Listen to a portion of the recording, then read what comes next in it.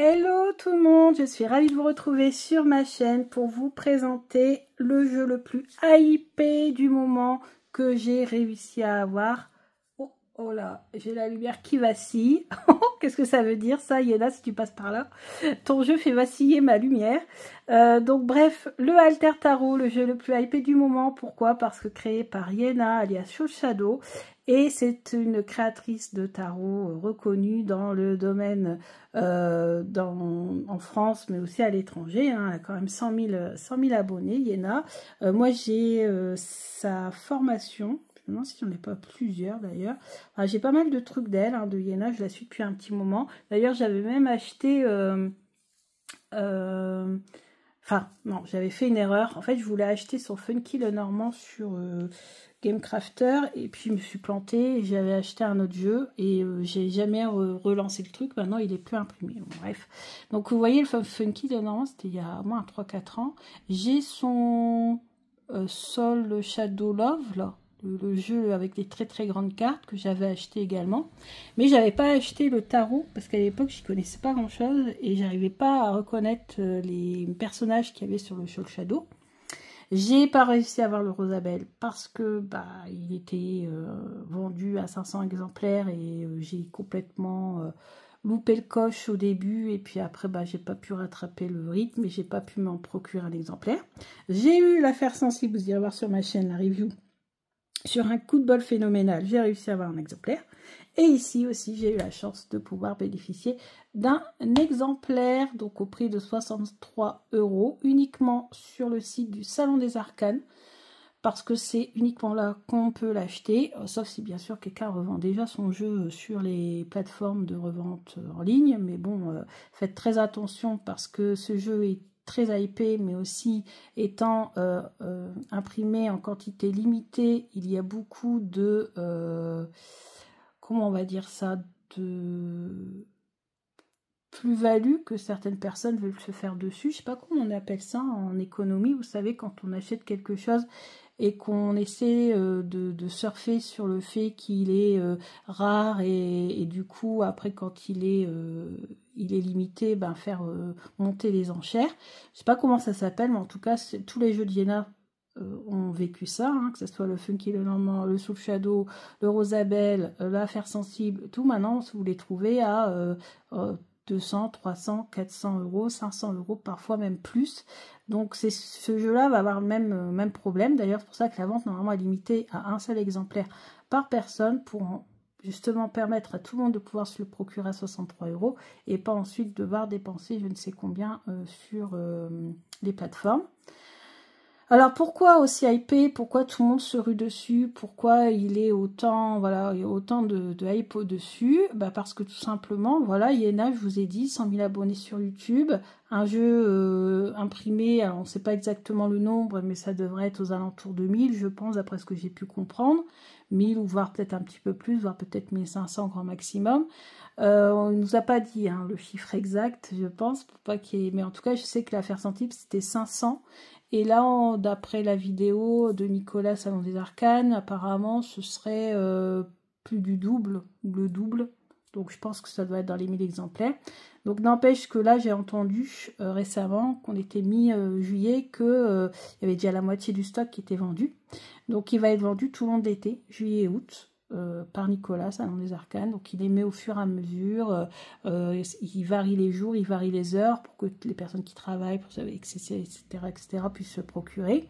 Donc voilà, essayez de le choper, voilà, dès qu'elle est régulièrement sur la boutique de Nicolas, et puis si l'univers veut que vous l'ayez, et c'est comme moi avec Affaires sensibles, je pense que vous l'aurez, vous tomberez dessus à un moment donné. Donc voilà, alors Yéna, donc nous a fait une petite carte de présentation de ce jeu. Alors, elle nous explique en anglais. Certes, c'est un jeu français, mais tout est écrit en anglais. Bon, voilà, c'est comme ça, c'est le choix de la créatrice. Bref, toujours est-il, c'est qu'elle nous explique que ce jeu, c'est un tarot. On ne laisse pas dans que c'est un tarot. Mais c'est un tarot qui est quand même assez spécial, puisqu'il combine les symboles, les éléments du tarot ésotérique classique avec les symboles de la cartomancie traditionnelle. Donc moi, la cartomancie traditionnelle, j'avais commencé à l'étudier il y a très longtemps, parce que bah, forcément, moi, j'avais découvert la cartomancie avec la cartomancie traditionnelle. J'avais acheté un bouquin, etc. Je n'aime pas le système. Voilà, je n'aime pas les cœurs, les trèfles, les pics, les machins. Ça, pour moi, c'est pas assez intuitif. J'ai besoin de symboles, j'ai besoin de scènes de vie, j'ai besoin de quelque chose de plus percutant pour mon intuition. Mais bon, toute personne est différente. Moi, je sais que ma voyante pratiquait uniquement le 32. Ma grand-mère, ou arrière-grand-mère, je crois, j'ai su vraiment ça sur le tard, pratiquait également le jeu de 32. Donc, vous voyez, chacun, voilà, il y en a qui ne jurent que par le jeu de 32. Oleana Medium qui pratique le jeu de 32 à la perfection. Donc, voilà. Chacun son truc, moi c'est ma façon, mon intuition, c'est comme ça qu'elle fonctionne, c'est comme ça que je reçois les messages, bien sûr chacun fonctionne autrement. Donc moi je vais vous dire tout de suite, voilà, ce jeu, je ne m'en servirai pas comme un tarot, j'ai décidé de m'en servir comme un oracle. Alors je ne vous ai pas montré le reste de la boîte, mais c'est très quali, hein, 63 €, tout publié, mais très qualitatif. Donc je vais m'en servir comme un oracle, pas comme un tarot, mais comme un oracle. Voilà, c'est comme ça, c'est le parti que j'ai pris. Donc vous avez les réseaux sociaux, moi je vous encourage à aller voir parce qu'elle fait des formations pas chères du tout et d'une qualité exceptionnelle, vraiment pour 39 €, vous avez la formation tarot pop culture, voilà, elle décrypte toutes les cartes, vraiment. Si vous en voulez une de formation, vous n'avez pas beaucoup les moyens, vous ne pouvez pas vous permettre de mettre 150, 200 €. Foncez, allez voir celle de Yéna, elle est vraiment géniale. Moi, je l'ai. Alors, vous ferez vidéo, je vous ferai un retour. Regardez-moi ça, le vortex. Magnifique. Donc ici, voilà, on vous rappelle l'association avec les suites. Donc, la suite des coins, donc les deniers. Donc ça représente les deniers dans le tarot, mais aussi les trèfles dans la cartomancie traditionnelle. Alors apparemment, il y a plusieurs écoles, moi j'y connais rien, mais apparemment il y a plusieurs écoles, il y en a qui, je crois, inversent ces deux-là, enfin bref. Voilà, je vous renverrai à la vidéo de Yéna pour avoir plus d'informations là-dessus. Moi de toute façon, je vous ai dit, je m'en servirai comme oracle, en me basant sur les illustrations, les mots-clés, et puis comme un tarot oracle peut-être aussi, en incluant quand même la référence avec la carte, le tarot. Donc on a les diamants, donc c'est les carreaux, et on a le cœur, et on a les pics. Ok. Ensuite on a des mots-clés pour toutes les cartes. Donc on a les arcanes majeures en 2 cartes. On a la suite des deniers en 1 carte, la suite des bâtons en 1 carte, la suite des coupes en 1 carte et la suite des épées en 1 carte. Alors normalement on est toujours en 8K, donc vous devriez avoir théoriquement une très belle image. Alors moi ils m'ont foutu un truc, un filtre sur mon téléphone mat anti-espion. Du coup, résultat des courses, comme je suis un petit peu plus basse, eh ben, c'est moi l'espion qui n'arrive pas à voir ma caméra. Comme quoi. Et du coup, je suis obligée de me lever un petit peu. Donc, je suis en train de travailler en même temps mes fessiers et mes abdos. C'est pas plus mal, je fais du sport pour pouvoir bien voir si je suis bien centrée. Oui, impeccable. Donc, vous voyez. Donc ici, on a le fou. Alors, très intéressant, il faudrait que je repère quelle est cette fleur, quelle est sa signification à cette fleur. Et on a ces 2 fleurs qui poussent près d'un trou. Donc, voilà, quand même, c'est comme si nous, on construisait notre maison autour d'un énorme trou. Vous savez, là, je ne sais plus comment ils s'appellent, ces trous-là qui se forment des fois sur la planète. D'un seul coup comme ça, boum, et puis hop, on décide de construire à côté de ce trou notre maison. Vous voyez un petit peu, c'est ça l'idée. Donc c'est quand même assez aventurier, assez insouciant, inconscient aussi en même temps. Donc après avoir ces fleurs, je les connais, je les ai déjà vues, mais je ne connais pas leur signification. Ensuite, on a ce magnifique magicien qui est un renard. Donc le renard, pour moi, la symbolique du renard, c'est l'observation. C'est un animal qui est très observateur, qui a les sens qui sont aiguisés, qui sait détecter même dans la neige la plus profonde de ses proies, qui voit de loin, qui entend de loin, et aussi qui est magnifique. Et dans la carte du magicien, dans le tarot, on a l'idée d'avoir les compétences entre ses mains et de devoir ensuite, c'est le début, hein, on commence à les utiliser, il faut se perfectionner. Donc on a vraiment toutes les qualités requises pour pouvoir y arriver. La grande prêtresse ici est représentée par une chapelle, je dirais, hein. Donc très important, si je ne vous l'ai pas dit, mais il y a très peu de représentation humaine, il n'y en a quasiment pas, je crois qu'il y a juste un enfant, mais c'est un enfant elfique ou quelque chose comme ça, donc très peu de représentation humaine. Donc on va, c'est pour ça moi que j'ai fait le choix aussi de m'en servir comme oracle, parce que moi ayant pratiqué en premier les oracles symboliques, dès qu'il y a des animaux ou dès qu'il y a des symboles, j'ai tendance à utiliser voilà, de façon symbolique et donc de façon intuitive les cartes. Donc moi, pour moi ici, bah forcément ça va me parler de la religion, mais en même temps de tout ce qui peut être inconnu, caché dans cette... ce qui peut être inconnu et caché, vous voyez, c'est un petit peu quand même un peu glauque, quoi. Enfin, ça nous appelle pas de façon très sympathique, je trouve, cette entrée, hein, vous voyez. Mais ce qui est intéressant de savoir, c'est justement ce qu'il y a à l'intérieur. Ce qu'il y a à l'intérieur. Ensuite, on a l'impératrice avec le coquelicot. Alors, le coquelicot, ça symbolique, je la connais très très bien, puisque vous savez que c'est la fleur du souvenir pour les Britanniques. Et moi, je suis engagée dans tout ce qui est commémoration, et notamment dans le bleuet, la commémoration c'est la fleur du souvenir des Français. Le myosotis, la fleur du souvenir des Terre-Neuviens. La marguerite, fleur du souvenir des Belges, etc. etc. Bon, c'est vrai que c'est un symbole qui a un peu disparu chez nous dans les années 60-70, je crois, d'après ce que j'avais vu, alors qu'en Angleterre, les Britanniques portent toujours fièrement leur coquelicot au moment du 11 novembre. Alors le bleu est revenu, hein, ça c'est top, il y a quelques temps, heureusement. D'ailleurs, juste après, au moment où je commençais à justement parler de cette fleur et de faire des engagements, des commémorations avec cette fleur, et ben, on a commencé à revoir les joueurs, le porter, etc., etc. Donc là, le coquelicot, pourquoi ça représente l'impératrice? Peut-être parce que c'est une fleur qui j'ai postillonné sur ma carte, mon Dieu, ça va.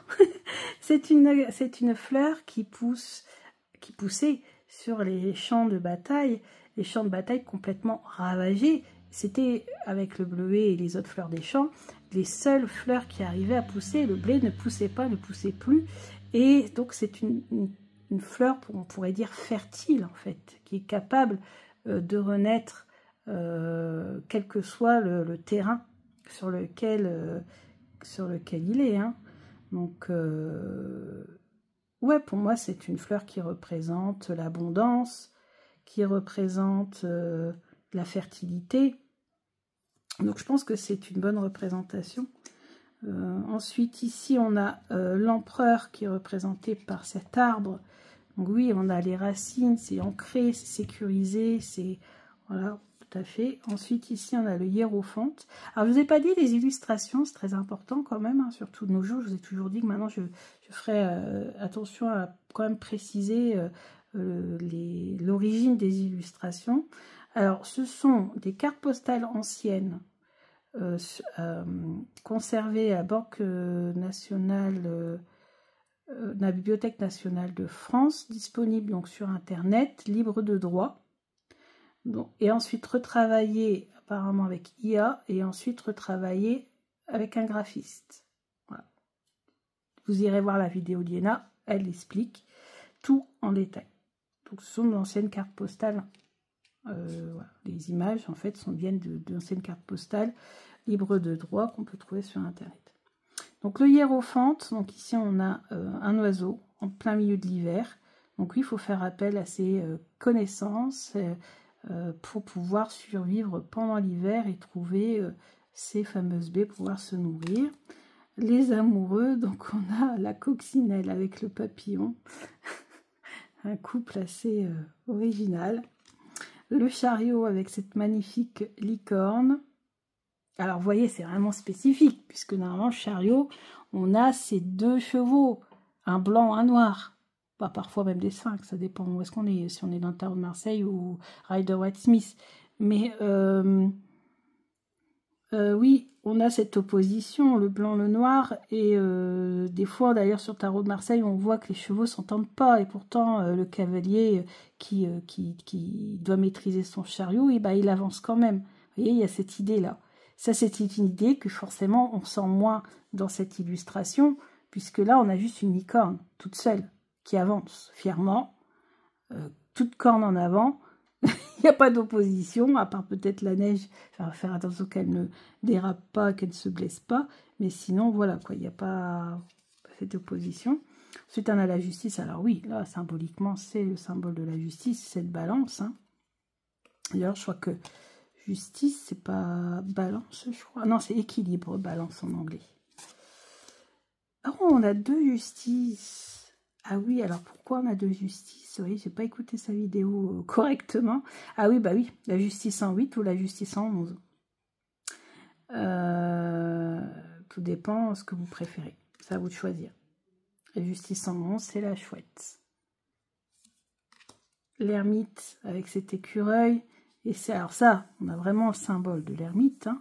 Et ici, le personnage qui est sur sa montagne est remplacé par un écureuil. Ce qui est bien parce que l'écureuil représente aussi celui qui engrange, vous savez,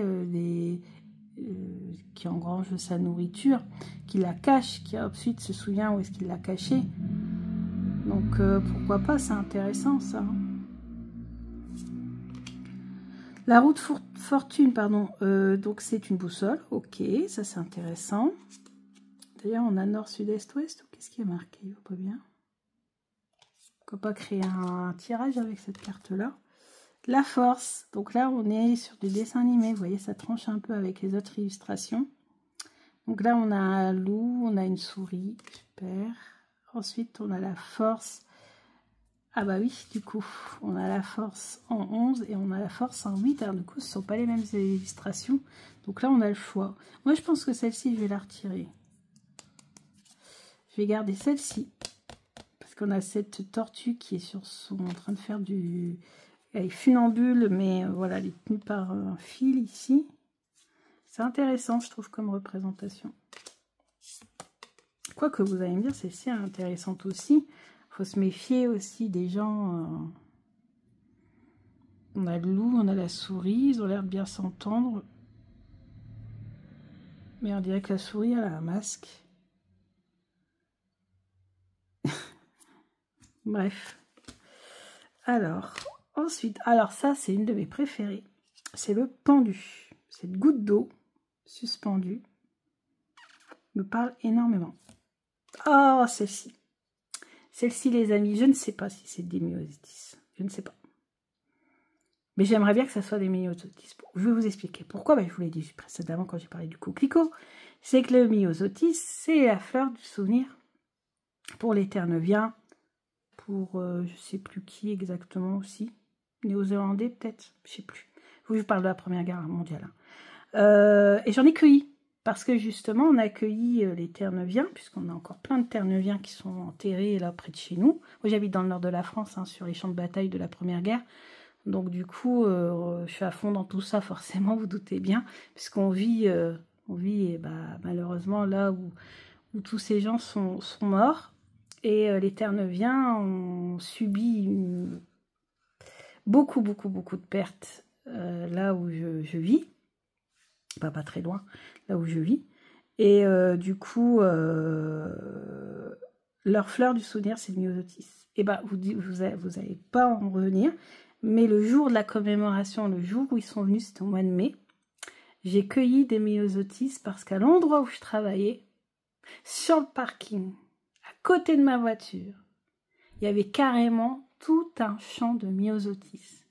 Alors comme je ne connais pas beaucoup en plantes, j'ai quand même voulu vérifier avec Planète si c'était bien des Myosotis. Et c'était bien des Myosotis pour être sûr. Donc je m'étais fait un petit bouquet des Myosotis pour aller à la commémoration. Bien sûr, ils ont énormément apprécié, vous doutez bien, ils font tellement de kilomètres eux, pour venir honorer leurs soldats que nous, quand on arrive et qu'on est là, déjà qu'on est là, déjà ça les touche, mais qu'en plus, j'avais ce petit bouquet de myosotis. J'avais aussi un faux myosotis accroché à ma veste. Ça leur a énormément plu. Donc j'aimerais que ça soit myosotis. Parce que regardez la représentation de cette carte. On a ici la carte de la mort. C'est la renaissance en fait, le myosotis. Pareil, c'est une fleur qui pousse sur les champs de bataille, là où sont morts, enterrés, parfois même encore dans le sous-sol, les soldats morts pendant la guerre. Et ici, vous voyez, on a ici, c'est encore un vortex finalement. Et à l'intérieur de ce vortex, depuis tout à l'heure, vous avez la lumière qui vacille depuis que je suis sur cette carte-là. Au début, et là ça s'arrête. Quand j'en parle, ça s'arrête. Et donc, vous avez ici donc ce magnifique myosotis, j'espère en tout cas. Voilà, à l'intérieur de ce vortex. Donc, pour moi, c'est la renaissance. Cette carte est magnifique, c'est une de mes préférées avec le pendu. Tempérance, donc ici, on est dans une forêt de bambou. Le diable, alors cette carte, elle est puissante. Hein. La tour, cet arbre qui est tombé.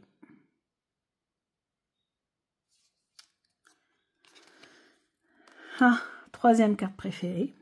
Les toiles, mais c'est souvent. De toute façon, les toiles dans les jeux, c'est souvent ma préférée. Magnifique. La lune. On n'a pas loup et chien, on a le lapin. Le soleil. Alors, soleil, mais soleil, c'est spécial quand même, les amis. Hein. Ouais, encore un vortex. Vous voyez, avec des vortex dans ce jeu. Oh, donc là, on a un petit clin d'œil à Célia Mélesville. Coucou Célia, si tu passes par là. J'ai pas encore ces jeux sur les fantômes, il faut que je les achète. Il faut d'abord que je revende mes jeux et après je pourrai les acheter. Donc là, on a la carte du jugement, ce qui est fantôme. Carte du monde. Alors cette carte, je l'adore parce qu'elle représente vraiment l'abondance. C'est l'as de denier. Donc là, on est, vous voyez, on va rajouter, je ne sais pas si vous allez voir, rajouter les trèfles. Et donc, contrairement aux arcanes majeures, vous voyez, il n'y a pas de mots clés. Et bien là, vous en avez. Prospérité. Et donc, moi, je vais me baser sur ça pour travailler avec ce jeu que je vais utiliser comme oracle. Adaptabilité, le 2-2 denier. Le 3, le partage. Oh, je suis en train de faire une vidéo chouchou. Ensuite, on a le changement, le 4 de denier. Ensuite, on a le 5 de denier. Transition avec le 6 de denier. Très belle carte également. Ensuite, on a pause avec le 7 de denier. Break. Break, c'est pause. Cassure, je dirais pause, moi. Planning, le 8 de denier. Idéal, le 9 de denier. Accélération, le 10 de denier. Ensuite, ingénieux, le page de denier. La prudence avec le cavalier de denier. L'éloquence avec la reine. Prestige avec le roi, magnifique. C'est un cerisier ça, hein. Cerisier en fleurs qui représente vraiment l'abondance, hein, pour le coup. Ensuite, on a l'as de bâton avec la découverte. Compétition, le 2 de bâton. Alors, improvement, je ne sais pas ce que ça veut dire. Élévation, peut-être. 3 de bâton, puisqu'on a une pyramide. Oh, j'aime bien cette carte. Solution, 4 de bâton. Alors, du coup, la solution, ça va peut-être prendre du temps pour la trouver, la solution. Ensuite, on a le 5, le 5 de bâton. Je l'aime bien avec sa carte bleue. Ouais. Fait rire. Ensuite, on a le 6 de bâton avec ce magnifique arc-en-ciel. 7 de bâton avec cette machine à sous. Gumball, je ne sais pas ce que ça veut dire. Luck, donc la chance, avec le 8 de bâton. 9 de bâton. 10 de bâton. Donc journée s'aventure. Ensuite, on a le page de bâton, c'est la fierté, pride. Je crois que c'est ça. Hein. Et donc, c'est le coq. Le coq représente la fierté, courage, fierté. La nonchalance, le chevalier de bâton. Alors, je vois pas pourquoi nonchalance, alors à moins que ça soit un faux ami et puis que ça veut dire autre chose en français. Mais en fait, ce cheval, au contraire, je trouve qu'il a l'air tout feu, tout flamme. Enfin, on sent beaucoup d'énergie dans cette carte. Mais je pense que c'est en référence sûrement avec les significations de la cartomancie traditionnelle. L'initiative, la reine de bâton. Oh, il est magnifique, le roi de bâton, ce tournesol, j'adore les tournesols avec sa couronne, magnifique. Ensuite, on a l'harmonie avec l'as de coupe. Connexion avec le 2 de coupe. Le confort, 3 de coupe. Privacy, ça veut dire la vie privée. 4 de coupe. Ensuite, on a 5 de coupe. La créativité ici avec le 6 de coupe. 7 de coupe. La surprise. 8 de coupe. Ah, le 9 de coupe qui est une carte que j'adore puisque c'est une carte si on la tire, il faut faire un vœu, soi-disant. Est-ce que je fais un bisou? Le 10 de coupe, la paix. Je fais un bisou à vos chéris, vous en avez un aussi du coup. Ensuite, le page de coupe, conviction, chevalier de coupe, reine de coupe, roi de coupe avec ce chêne, mais oui, bien sûr. Ensuite, l'as d'épée. Est-ce qu'on a la traduction en français sur les petites cartes des mots-clés? Bah non. Donc il faudra que je regarde quand même, parce que des fois, il y a des fausses amies où il y a des mots, je ne sais pas trop. Je suis pas sûre en fait. Clarté, je dirais, moi, as d'épée, ça va. Misunderstanding, c'est une mauvaise compréhension, peut-être. Donc le 2 d'épée. La colère, anger. 3 d'épée. Ah, ça, c'est repos. Ah oui, donc reste, repos. Tout à l'heure, on avait break. 4 d'épée. Piège, 5 d'épée. Sanctuaire, 6 d'épée. Inquiétude, worry, je pense, 7 d'épée. Encore un vortex. Oh, découragement. Qu'est-ce qu'il a, le gros loulou? 8 d'épée.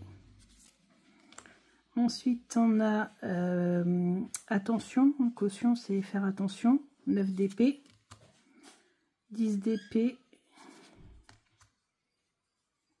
Page d'épée. Énigma. Spontanéité. Encore une icône. Voilà, c'est un Pégase, pareil. Donc, chevalier d'épée. Oh là là, magnifique. Je ne l'avais pas vu celle-là. Dans les vidéos. J'ai pas dû aller jusqu'à la fin des vidéos, sûrement. La reine d'épée. Trop belle. Oh, le roi d'épée. Quest, c'est quoi ça? C'est quête, je crois. J'avais un jeu quand j'étais petite qui s'appelait, je sais plus quoi, Quest. C'est une quête. Ouais, il est magnifique. Vraiment très très beau. Alors, le dos, on a le fameux vortex avec le personnage. D'ailleurs, là, on a une silhouette quand même humaine, finalement, sur le dos. On n'a pas à l'intérieur des cartes, mais on en a ici. Et puis, on a ce vortex, ce trou noir, cette eau bleu-verte, qui vraiment nous fait plonger dans notre inconscient, avec des tranches mates, pour qu'elles soient sûrement beaucoup plus voilà, résistantes, de la même couleur, un petit peu plus foncé, vous voyez, que ce vert qui est là. Si vous allez bien voir, normalement en Wicca, vous allez bien voir. Et bien, j'ai tiré avec vous pour la première fois une carte. Quelle est la carte qui représente ce jeu? Si ce jeu devait se définir avec une seule carte, quelle serait-elle?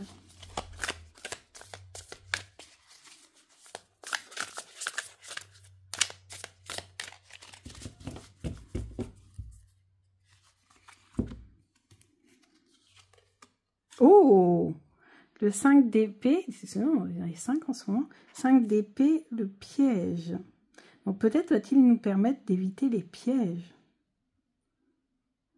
Ou un filtre aussi. Ou encore un vortex. Parce qu'on pourrait imaginer que ça aussi c'est un vortex finalement. Ou un filtre.